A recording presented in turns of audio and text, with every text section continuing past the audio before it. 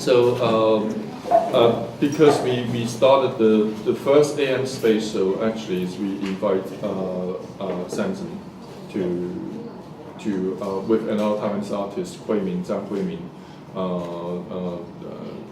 It was about a year ago, and at the time the exhibition is about violence and poetics.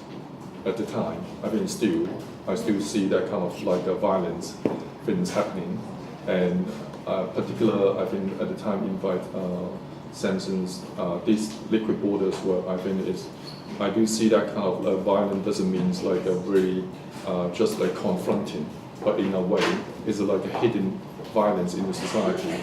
But at the same time, how the artist use his own way to respond to that kind of violence.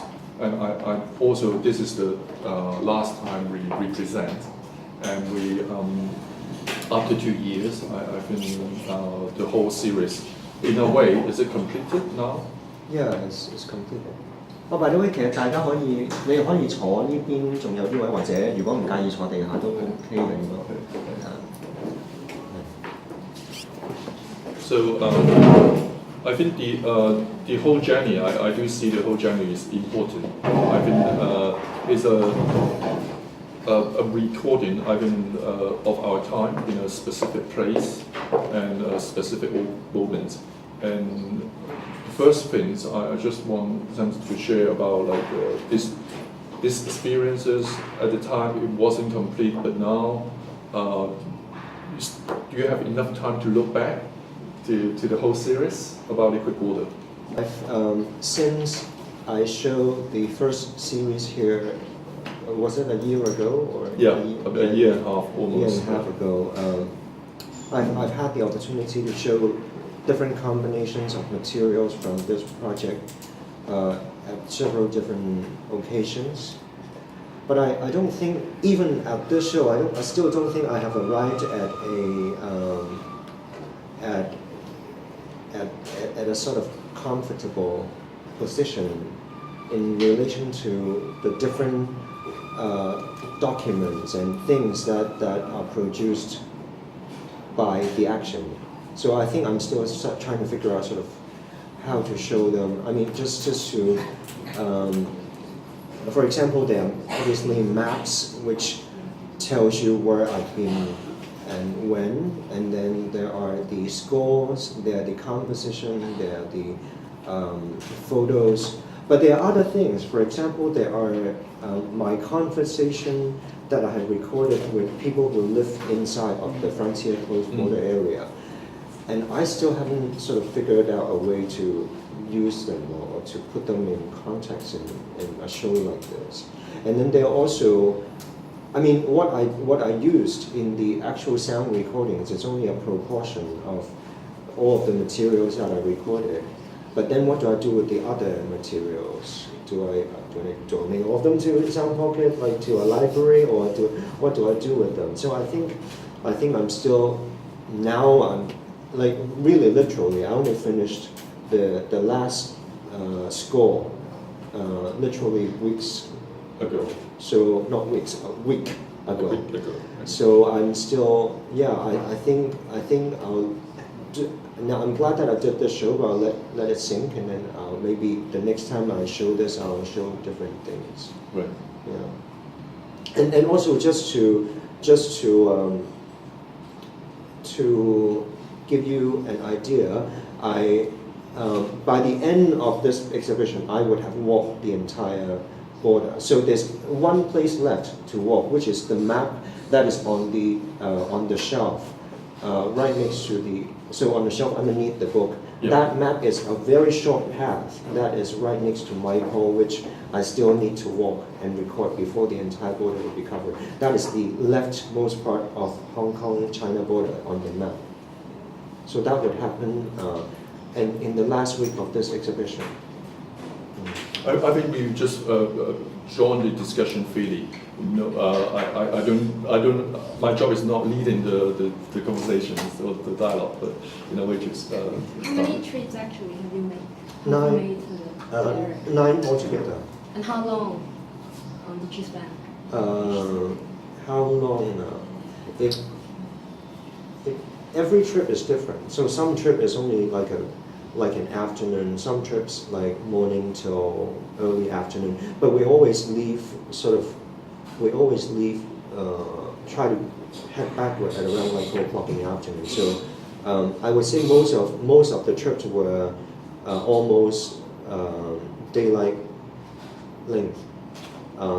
With the exception of the trip that I went with Iris, that was very short because we were a little lost at first, and also the camera was not functioning, so we actually had to buy a camera in some sort.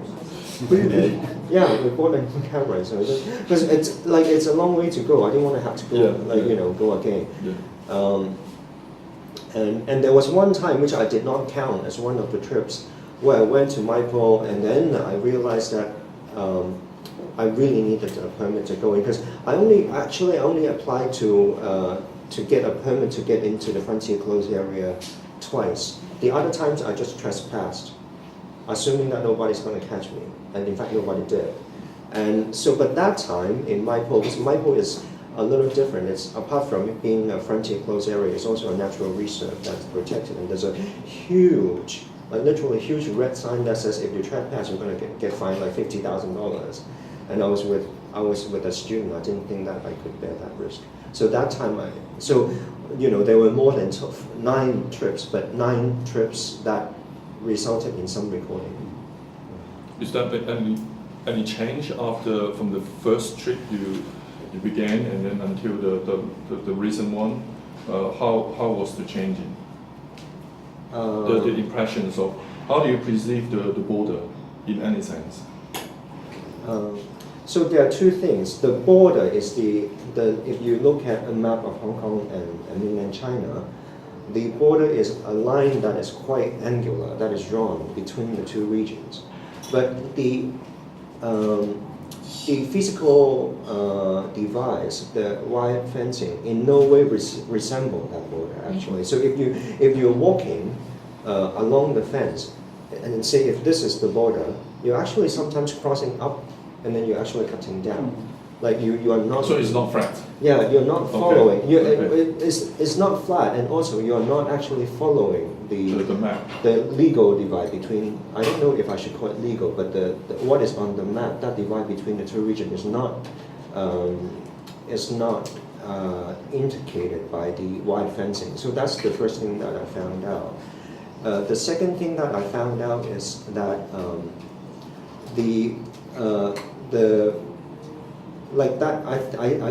I guess I had this notion before I started the trip, but it confirmed my notion. The notion that we have a very strange relationship to this set of wire fencing, us and the police. They share a very strange relationship with the wire fencing. They get very nervous of us sticking anything on the fence, although it's just a harmless microphone. And they get very nervous. But then as you walk along the wire fencing, you see parts where the government is actually actively destroying the fence anyway. So there were many bits. So there's a light box on that corner where you see a hole being cut. You see that sort of hole actually all along the border, especially in the near the Shui part. Now, obviously, nobody want to trespass into Hong Kong anymore, so I don't think that's like illegal or anything. But what happened there? It's actually, I have no idea what's it's quite going on. perfectly cut. It's like a perfectly cut square, So there are smuggling a box of a but who would want to smuggle things into Hong Kong? Secret. I want it. So there are holes like that, but there are also places where the government is actually just collapsing the fences. So actually tearing them down. I did not include a photo of the collapsed fences in this exhibition, but in the last one I did. So they are actually just tearing them down anyway. What I heard from the workers is that they are trying to push the fence back, because now they're opening up new frontier closed area for development, property development, right? Back to Hong Kong side or go to China side? I'm not sure. They said to push it back.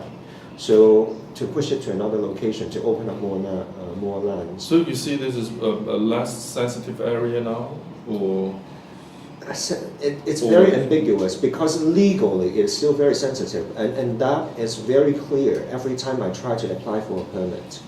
There are always multiple layers of bureaucracy that I have to get through to even start to talk to somebody who would talk to an artist about this. Because nobody ever goes in the frontier closed area except if you were a plumber or if you're like an electrician who's trying to fix somebody's home in the frontier closed area, then that's like an automatic issue of a permit. But like an artist going in there to record, they're like, what, like, you know, they don't understand this. But so there are layers of bureaucracy, and also the police, whenever they see us sticking things on the wire fence, they would always, without fail, tell us that it is not on. So but were there policemen following you guys when you were there? they were not following, but there were patrols. Along the fencing, there are frequent patrols.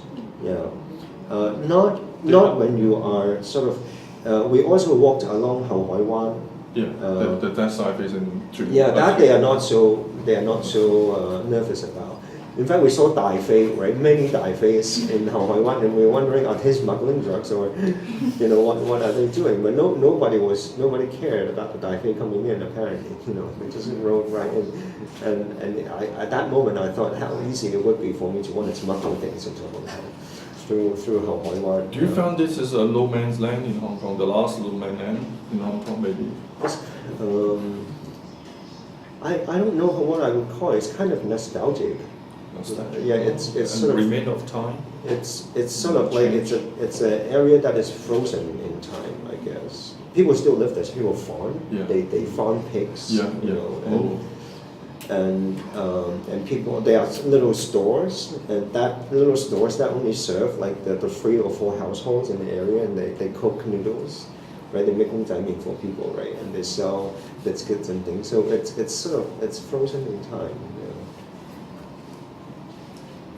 I'm interested to go back to this idea of collections, because obviously the show and the practice as an artist for that show is based on the idea of collecting materials, diverse materials, and somehow archiving as well, because this fence will disappear at some point. So there's an idea of archiving things, like historical archive as well as a document from that particular moment of time and region as well. And as an archive, and I guess as an artist, your point would be to organize, to make sense of it, and put it into form to actually create works. And I would be interested into the process of all the decisions that you have made in order to actually build the show. Even though you were saying that potentially it will evolve, but the show you're presenting here, for example, like what would be the precise ideas or decisions making for organizing all these materials? I think after the last trip that I go, which would be in May, before this show concludes, I will then maybe go back and listen to all of the raw recordings, and then begin to decide whether I want to, how I want to treat the archive, whether I want to catalog them and make them available for people, or whether I want to again put my hands into them as it were. So I guess what you see here now is my hands everywhere. It's like it's very heavy. It's like me treating the archive. But I'm also interested in the idea of these materials having a life of its own. So I guess. But I think now I'm actually, if anything, I'm consciously trying to build in an attractive distance between me and the archive at this point. Just so, because it's a lot of materials, and like I said, a lot of things that I find very interesting.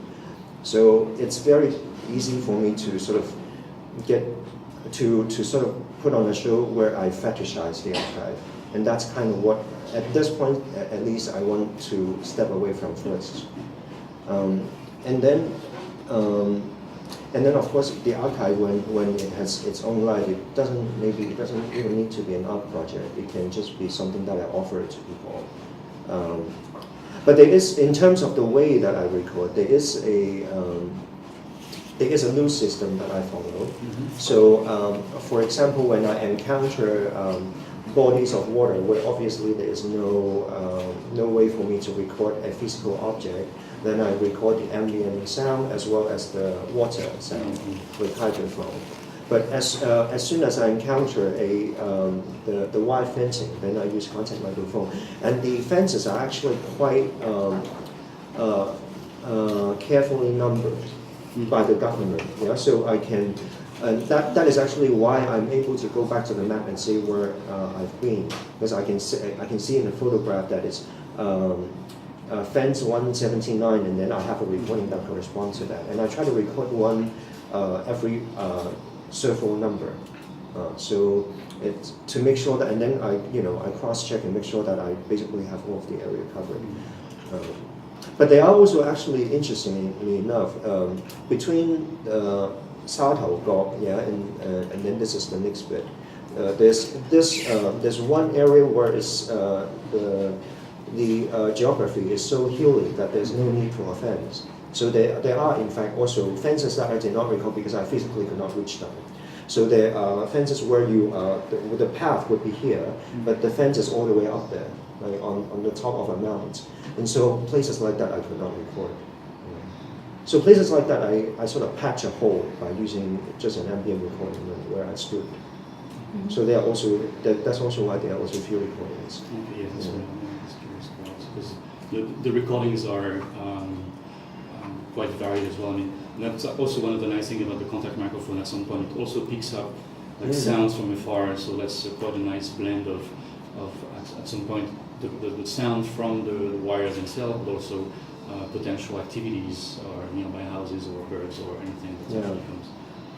Yeah, it's true, and I particularly enjoy the fact that in some recording, in that one definitely, and so in the long scroll recording, I recorded, there were conversations in the recording, but I distinctly remember that I did not see anybody, at least in the site, and I indicated conversation by just drawing like a little talk box with ... where I couldn't really figure out what they were saying, but I could sort of figure out that it was a conversation that I was hearing.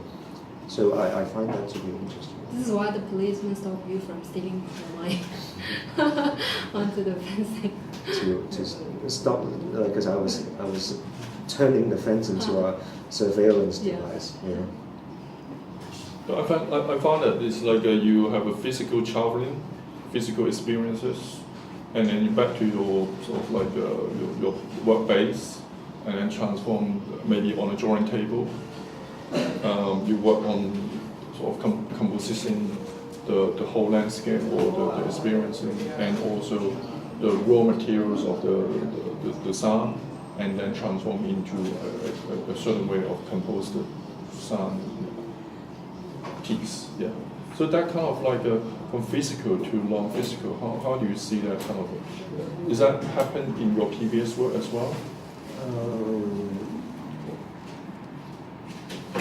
Not conscious, like I wasn't consciously trying to sort of, I don't know if I was consciously trying to do a transformation, but I guess I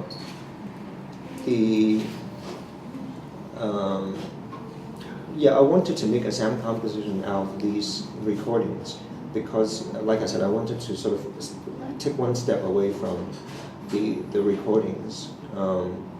And then, in a way, the scores that I do, they become another step away from the sound piece that I made, right? So another approximation of an approximation, not approximation, but a rearrangement. So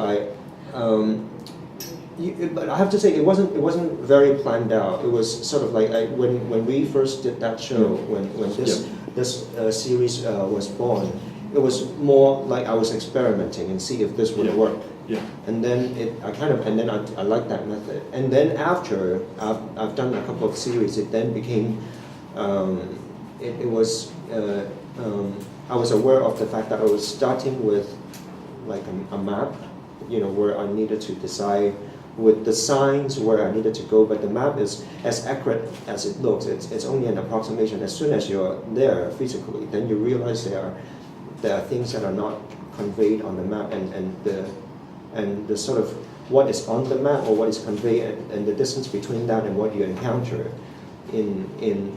on the site. I find that distance to be interesting. And then I go through this whole process where I ended up with another approximation, the signs of something else. So I thought that was interesting for me. But that's only an afterthought. It was not like I planned this out and thought that I needed to do this whole circle of transformation before I started the work. Because I just wonder, because nowadays in this era, a lot of artists work with in environmental base or in a relative art in some ways. I just wonder how that reaction, how an artist react to that kind of like the environments or the exterior experiences, and then back to an internal transformation. So I'm not necessarily in Samson's experience. I mean, for all of you, I think we do share that kind of like. I mean, particularly in this, maybe this 10 or 15 years of time, I do see that's happening now. I just wonder, do you have any other perspective on that? I don't know whether that's true in some way to your opinions. I think the change of that kind of approach become more popular. Maybe it's related to the technology and what is available as well. Artists always try to make use of what new technology or different things come up. I think the idea of responding to environment or recording some kind of nature or incident in artist work has always been there. But this type of particularly using different media combined with a visual experience, that is something you can say is really more popular in the recent years. But I think it is more related to technology and the artist's new knowledge, awareness of new things. This is only one.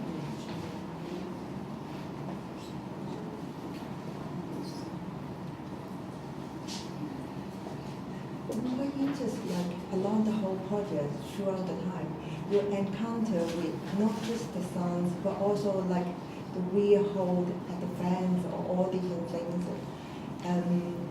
How do you make a decision what to show and what to keep as the archive? Yeah, it's very hard to make that decision. Yeah. It's which is the fundamental decisions basically. Yeah. At some point as well. Yeah, I think actually throughout the different reiterations of this project, after I've showed it a couple of times, I find myself showing the photographs less and less. Although I find them to be really interesting to look at, but that's precisely why they are so seductive. I feel like I needed to just, sort of focus on the job at hand, which is to find a way to negotiate my relationship with these recorded materials.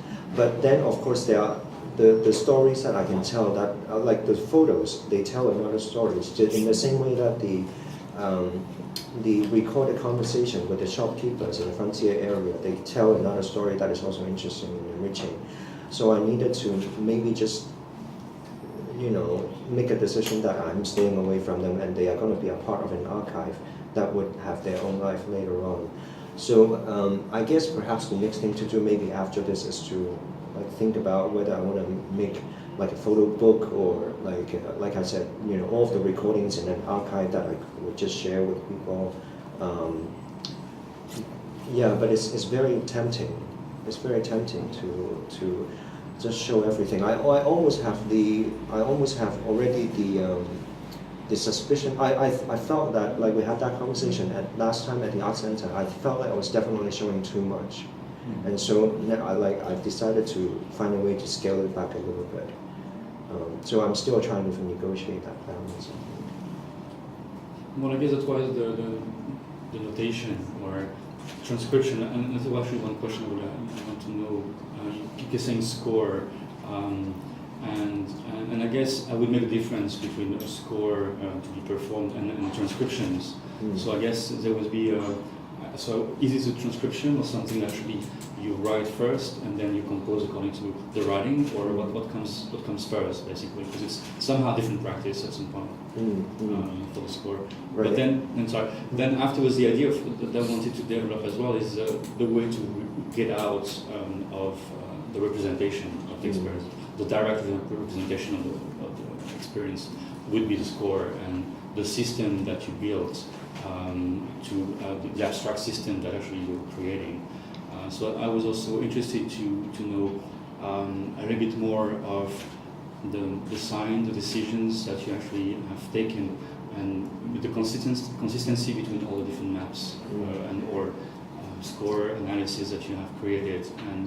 And I guess I'm interested to this system that derives from the experience, which is pretty much away from the direct representation of it, and that becomes something transformed and new. Right. I think your comment about the difference between a transcription and a score is a very interesting one. But that, of course, not transformation, but that's a functioning difference. So if I was to give this to somebody like William, then he would automatically have sounds in his mind, and then he would interpret it. So actually, I'm interested in that act as well. Like, could I also take, I'm stepping further and further away from the audition and see if I could, if I give it to a performer, In fact, there were plans to do that for the opening of the Art Center show, but some logistic reason, and that didn't happen.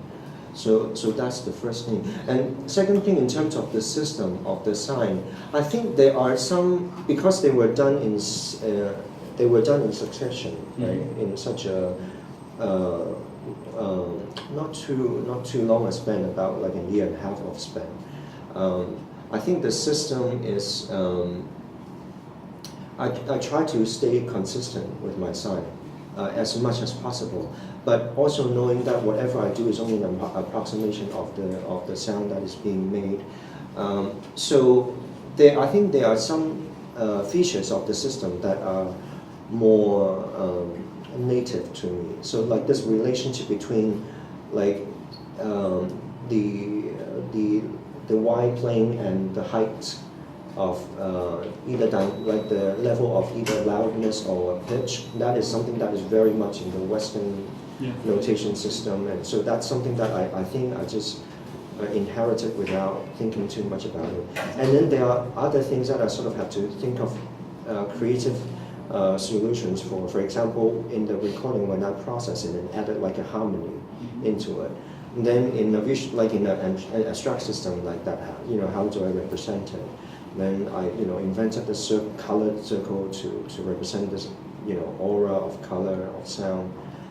So I think it's a combination of intuition and things inherited.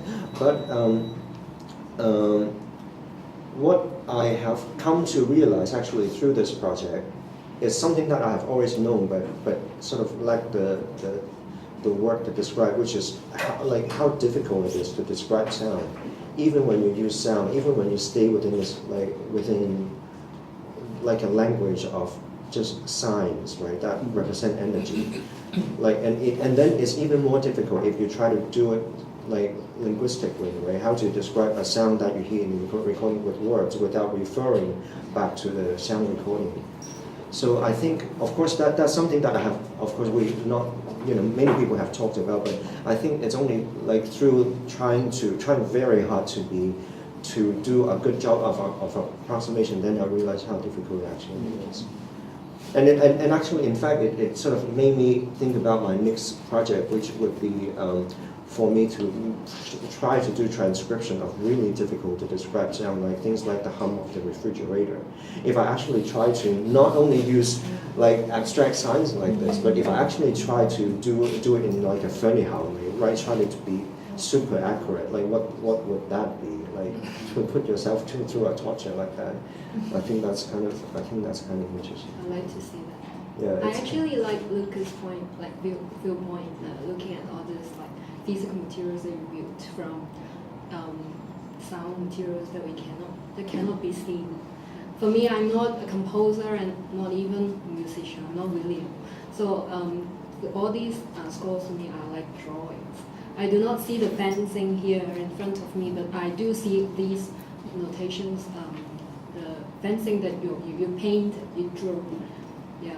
And also, I also see new elements in this exhibition. There are objects as well. Why did you make that drawing?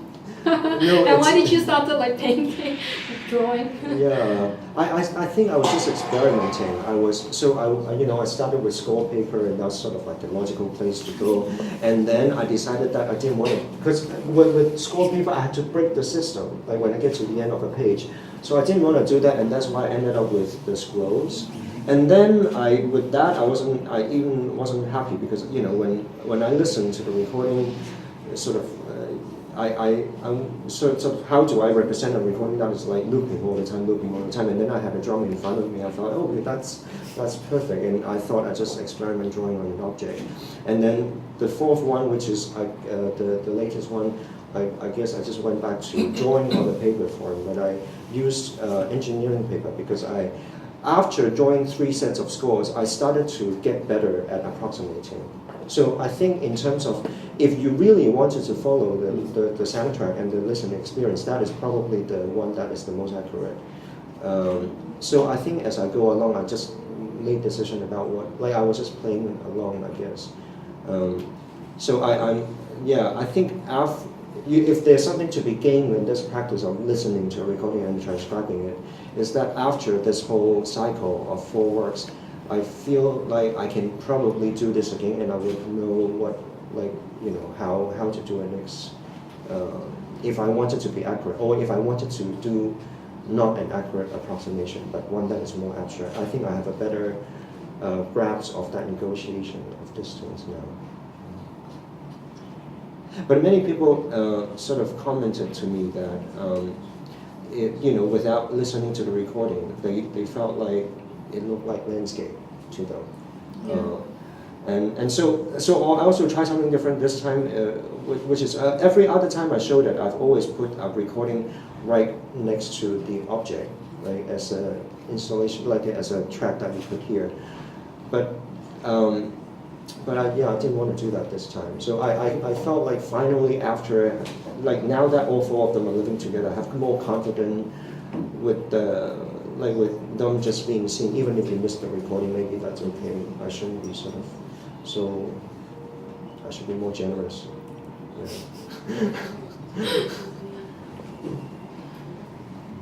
Once I thought about sound is something not from outside but inside. So it's in a way the sound is like from inside your body, so like an ambience inside. So it's like if I'm not talking to you, I'm talking to myself. The sound I make is not because my tongue or my mouth, but in a way it's like something in there. That thing led me to think again about how you capture the outside, the sound from outside world, and then be able to internalize that. I think I asked before, but in a way I still find that is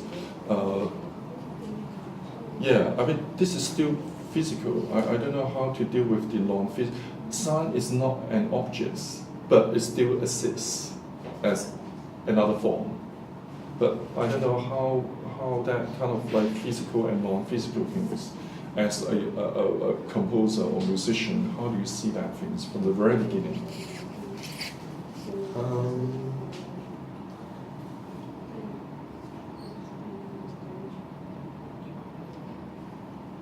I don't know. I don't know if I was thinking so much about that when I was doing this. Although I would maybe to follow up on your comment, I would say that it is.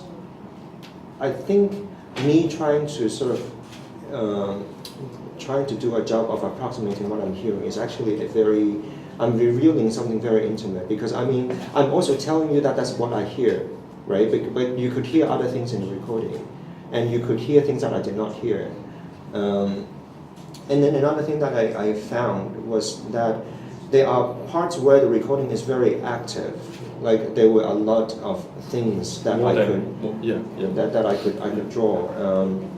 But those are actually often parts that lacked, like for me, in terms of listening, that didn't really have too much detail. And then when the recordings were, like they were not so much happening, like I said in the last one that I did, when I tried really hard to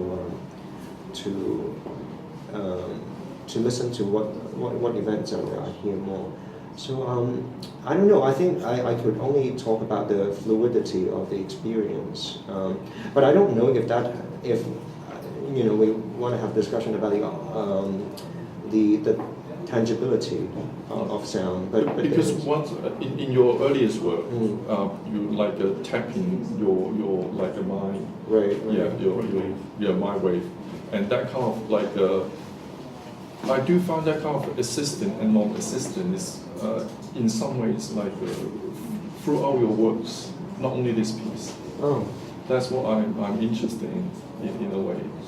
Not necessarily just in sound, but in something intangible and tangible things. Yeah. Because I find like capturing or transforming the mind wave, or this is also is a different experience, because this is not a physical thing, but it exists in some way, in other form. I don't know whether this is, because I'm not a sound artist, I don't see this is whether this is an issues for sound artists, they were concerned about But that. I guess it's very much like painter painting mindscape. It's not something, it doesn't have to be something that exists. Maybe it exists only in their mind. So it's like mapping. So that's why I see the graphic notations. But you see that's back to physical landscape. This is funny. I find this is different. If Samson mentioned about like some people comment that they see it as a landscape, and this is like this kind of like a physical experience, non-physical composing, or the sound things composing, and then physical thing. This backward and forward, and this transformation. I think whether it creating something else, or about the people's perception of sound. Do they change about the understanding of sounds, or just an experience, different experiences?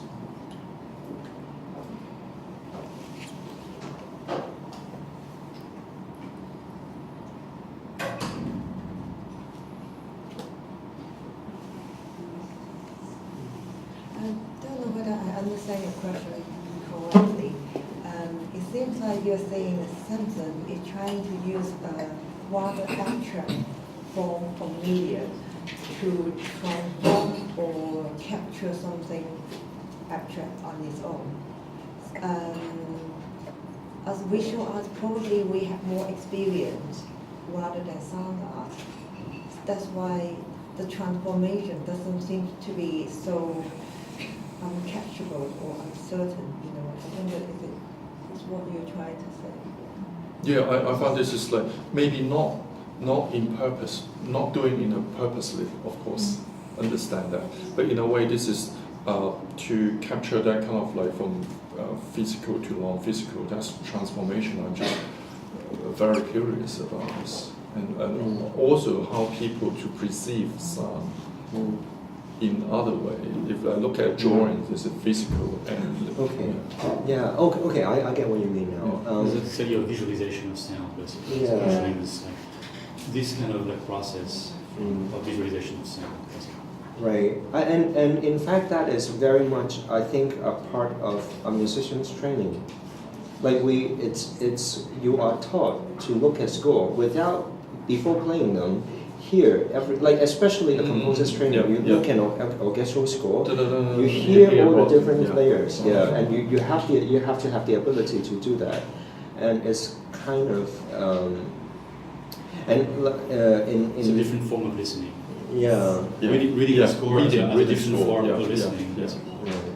But that's through training, right? Yeah. In a way. Yeah, of course. Yeah. people are trained for sound, I guess singers are trained for experiencing painting as well. So it's a different form of training.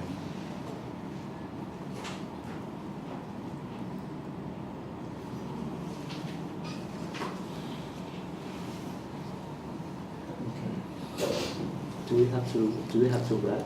Or Yeah. About 5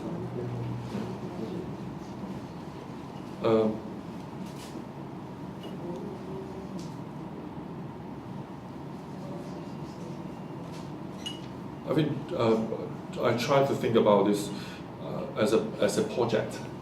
I think this project is like integrating different experiences, not necessarily just like one things in one dimension. Yeah. As you said, there's a lot of materials, and that I think it's for me also is a challenge to see an artist to not just like, okay, as people may call you sound artist, but I don't see it in this way. I think in a way you expanding, not limited by that kind of like a title. I mean somehow I think this is important. This is fundamental as well for experimental in a way. But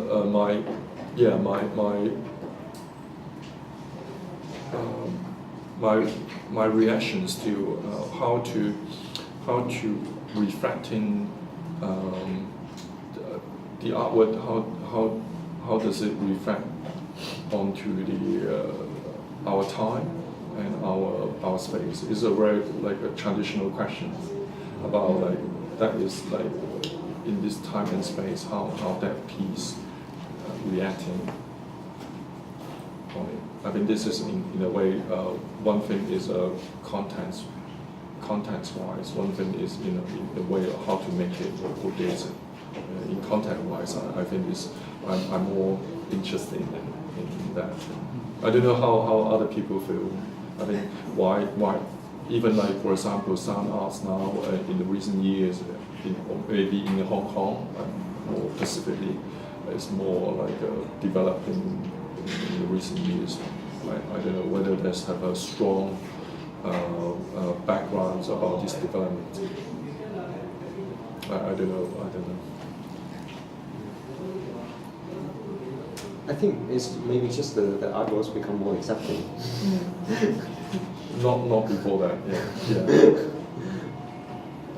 I don't know. Maybe music has become a boring place, and so we are just all escaping. Is that new definitions? Do you see this as a new definition of sound art? Will that be from the like the sound art from like maybe more in a conceptual ways back to the 60s? Is that a new way? There's a whole history, so it's not a new. It's a continuation.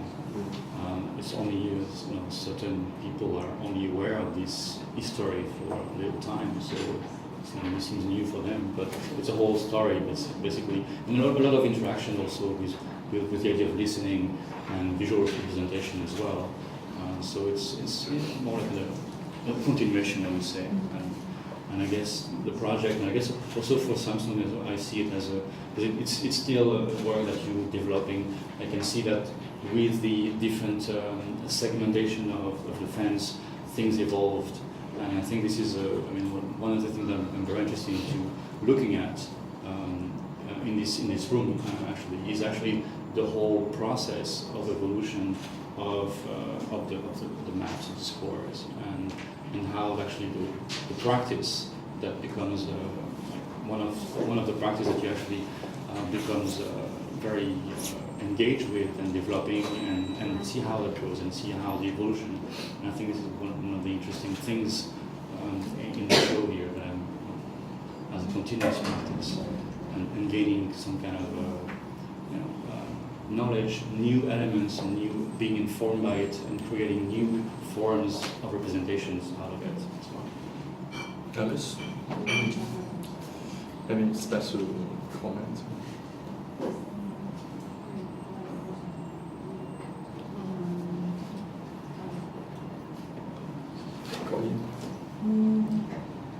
This is the first time I C.C. Sampson's work.